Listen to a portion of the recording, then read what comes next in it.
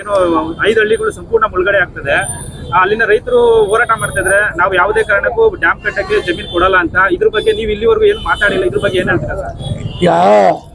ನಾವು ಹಿಂದೆ ಇದ್ದಾಗ ಹಲವಾರು ಬಾರಿ ಅಲ್ಲಿ ದಣಿಗಳನ್ನು ಮಾಡಿದಾಗ ಅಧಿಕಾರಿಗಳು ನಾವು ಹೋಗಿ ಅದನ್ನ ವೈಜ್ಞಾನಿಕವಾಗಿ ಯಾರಿಗೂ ತೊಂದರೆ ಆಗೋ ರೀತಿಯಲ್ಲಿ ಮಾಡಬೇಕು ಅಂತಂತೇಳಿ ನಾವು ಹೇಳಿಕೆ ಬಂದಿದ್ದ ನಾವು.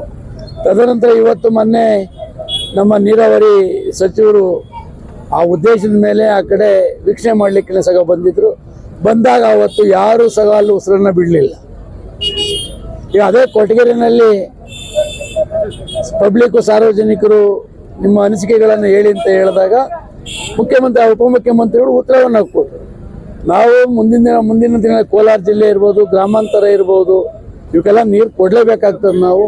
ನೀವು ನನಗೆ ಹೊಡಿತೀರಾ ಹೊಡೀರಿ, ಬೈತೀರಾ ಬೈರಿ, ನಿಮಗೂ ಅನುಕೂಲ ರೀತಿಯಲ್ಲಿ ಮಾಡಿ ಕೊಡ್ತೀವಿ, ಕಾನೂನು ರೀತಿಯಲ್ಲಿ ನಿಮ್ಗೆ ಅನುಕೂಲ ಮಾಡಿಕೊಡ್ತೀವಿ ಅಂತೆಲ್ಲ ಸಹ ಅಲ್ಲಿ ಹೇಳಿದ್ರು. ಇಲ್ಲಿ ಯಾರು ಸುದ್ದಿ ಎತ್ತಲಿಲ್ಲ. ಅವತ್ತು ಕೇಳಬಹುದಾಗಿತ್ತಲ್ಲ.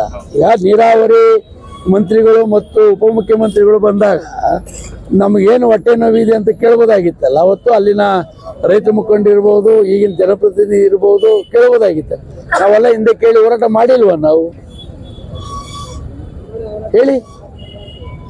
ಅವತ್ತು ಸುಮ್ಮನೆ ಇದ್ದು ಬಿಟ್ಟು ಈಗ ರೋಡ್ ಮೇಲೆ ಸುಮ್ಮನೆ ಹೇಳಿದ್ರೆ ಹೇಗೆ? ಅಲ್ಲ, ಕೊರಟಗೆರೆಯಲ್ಲಿ